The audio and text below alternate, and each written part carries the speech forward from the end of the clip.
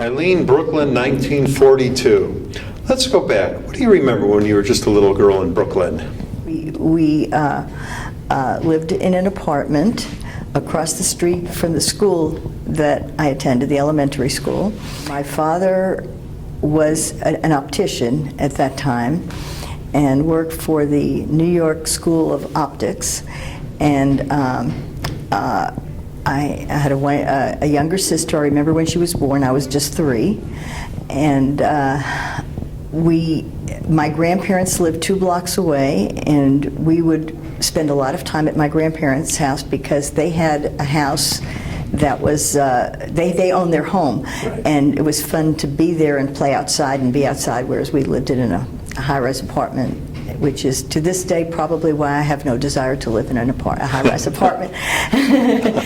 And we went for periods of time during my early childhood of owning a car and not owning a car, and depending upon how probably the finances were going. The impetus for moving to Dallas, my father became an optical manufacturer's representative, and he started selling lenses and frames and so forth, and he had a 14-state territory, and he traveled extensively, and ultimately he got the Texas territory with the condition that he move outside from the company that he represented, away from he did not have the Northeast at all territory. He did the South and Southeast and Texas. And we would, by the way, during the summer, we would travel with him. I do remember that before we moved here, we would travel and see part of the country. And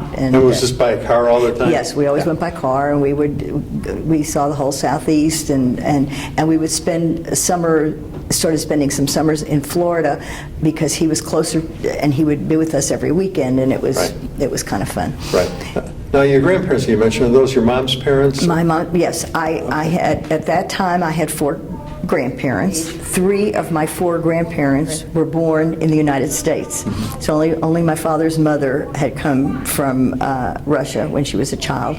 My mother's parents, I saw more than my father's parents because they lived, when we were still living in New York, they just lived a few blocks from us. And do you remember what your grandparents did for a living? Mother's father worked for a garment factory.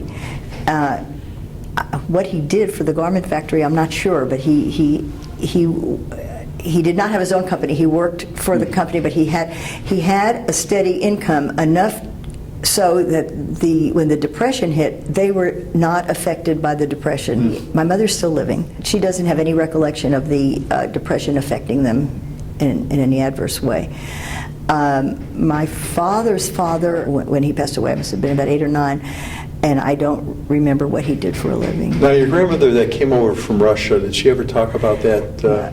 She was bright, but she was illiterate, and I remember as a child trying to teach her to read, and she was dying to read, and we would go over. I was going through my school books at the time, teaching her to read, and she would talk about until my mother heard her and told her to stop. She would talk about pogroms, and I always wanted to know what she was talking about. And she would talk about how how horrible it was, and how they were being attacked, and she would have gone on if they didn't tell her to stop. And I wish she would have. And it wasn't until later that I looked up and realized what pogroms were and how they came into and people came in and terrorized people. She mentioned, I believe she even mentioned Jack the Ripper at the time, and how horrible life was. But I do not know the conditions under which she came to the United States, how old she was. You mentioned your grammar school. What was that elementary school? A PS 230 was the number. It was right across the street from my house. I enjoyed school, loved school very much. At the end of my 6th grade year, which was my last year there, I was asked to be the class representative at our graduation because we were going into junior high. The class was after that to talk to the assembly at the final assembly at school. I remember that. Now, what was it like when your folks told you we're moving to Texas? It was at a time that people didn't really make big moves like that. And my family, my father has had four brothers and a sister. They all lived in that part of the country. And they all, by the way, at this point, as time went on, everybody left. Nobody nobody lived there after a while. And my mother's brother, 2 years later, ended up moving to Atlanta. But at that time, they were just flabbergasted that we were moving so far away to a place that nobody ever heard of.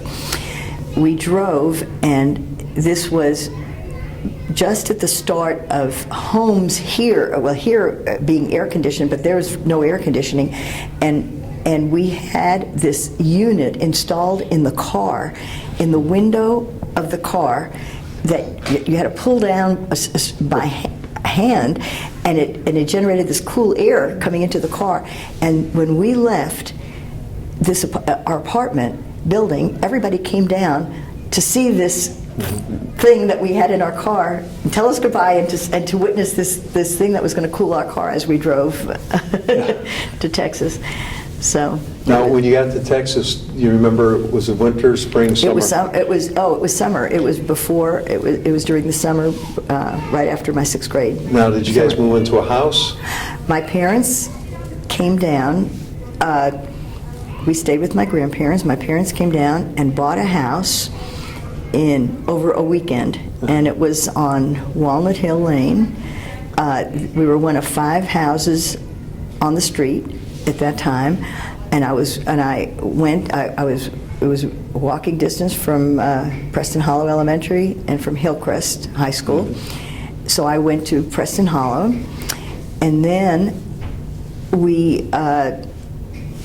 I was in the last grade to go to Hillcrest, starting in 8th grade, because that was before Franklin Junior High was built. Right. So we were a few years ago. We had our 50th reunion, and we were. It was, it all came back that we were the last grade to go 5 years. Right. To Hillcrest. Yeah. Now, that house you moved into in the summertime, you came in a car that had air conditioning. The house was air conditioned. The house had air was central conditioning. air. Okay. Yes. Okay. And when my parents told their family back in New York that we had central, they didn't even know what central air conditioning was. Yeah. And we moved at a very crucial time in being Jewish here in Dallas, because it was at a good time. It was a time that the people that were living in South Dallas were all moving to North Dallas. Right. So even though the synagogues were still in South Dallas, it wasn't about a year or two before they were in the process of building here in North Dallas. So I immediately felt very comfortable Jewishly in fitting in with my friends and make friends. And I still, to this day, are friends with my childhood friends from school. So coming from Brooklyn to Dallas, you really didn't have a culture shock. You just kind of fit in immediately. Not at all. To me, I no culture shock at all. I feel like my life started at that time. Yeah. World War II, did it affect your family at all? My father had a heart condition all his life, so he was not able to serve in the war. All my uncles did, and they all served overseas, but fortunately all came back. And I remember when they came back. I don't remember, but my mother tells me about because I was a baby, about the air raid drills during the war, and how because they had to turn off all their lights, and they had to abide by certain conditions while they were conducting an air raid. And then she talks about the time that somebody rang the doorbell in the apartment during one of these drills and said to my mother, "You have a light on?" And she said, "No, I don't." And they came in, they looked around, excuse me, she had the radio on, and the radio had a little light shining, and that's what they were seeing, that's what they were noticing down below, which I just found fascinating. So it was really taken seriously. It was very, very seriously. I also remember, because this didn't change for several years, it took a long time, the traffic lights had, instead of being full lights, they had slits, and I guess the slits were not to give forth too much light in case they, in the event of a attack. And I do remember you could only use your parking lights, the very low dim lights, when driving at night, and it wasn't until later that they changed the law that you could use full lights. Right. So Wow. I do remember those things. Now my mother talks about the rationing of food and coupons, but I don't remember that. What was your happiest time in your life? I'm an optimistic person. I always have been happy. I've always felt blessed and happy, and I guess wherever I am and happen to be is the happiest time of my life. I'm so very blessed and fortunate to have been able to do the things and still able to do the things that I've done and will and continue to do, and with my children and my family and the work that I do as well, and so Now, forth. were you too old for the Beatles, or were they your group? The Beatles came like, it was right after, I was an Elvis Presley. That Okay, was so my you were era. Elvis. Yeah, and then the Beatles were right after, they were in the 60s. And we got married when he was, after his first year in medical school. Well, tell me how you met your husband. Met at a fraternity party, and it was my second year at UT. And I had a date with a fraternity brother of Aaron's, and he was there, and then he and I started talking, and we started dating, and pretty soon we started exclusively dating one another, and people got married a lot younger back then, and we became engaged several months later, and then got married the following year. And I did not finish school at that time. We moved to Galveston, and I started working, and he was in medical school. And I went back and finished school later. I've done all the things in my adult life that most kids now do, that I told my children I wanted them to all do before they ever got married, and except that they're doing good stuff. I went back and got my undergraduate degree in special education, and then taught school and worked for many years, and in addition to having my family, I was involved in organizations. I did a lot of different things. Now, the school that you taught school, was that here in Dallas? I taught at a private school for children with learning differences. What was the name of the school? The name of the school was Highland Academy. It later merged with Dallas Academy, and went back and got my master's degree in special ed with my certification as an educational diagnostician.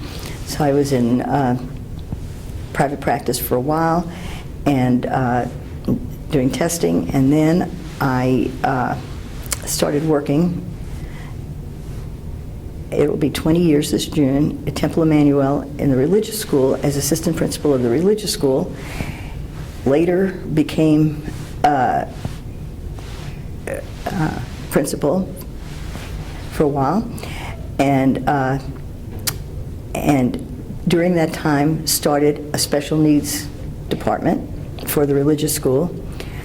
And when I retired from my position at Temple, I kept up, I stayed on, and I'm still now the coordinator and supervisor of the special needs department, which is called our Longdeem department, which we have a thriving, ongoing, wonderful program. When you and Aaron got married now, were you always knowing that you were going to wind up in Dallas, or, he was from Galveston? Right. I guess initially we didn't think, that was in the future.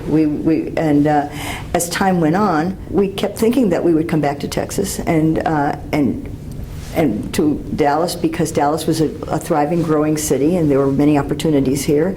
My parents were here. It was easy to come back to Dallas. Now, was there an invention in your lifetime that you just went, wow, when it came along? Probably I would have to say the cell phone, because we were at a Maverick game many years ago, and I looked over, I said to Aaron, Aaron, there is a man on a phone over there I'm telling you, he's on a telephone, but I don't see any telephone, anything attached to it. And I said, I don't know what this is. And of course, that was the beginning of wireless communication. And prior to that, because Aaron is a pediatrician, he had to.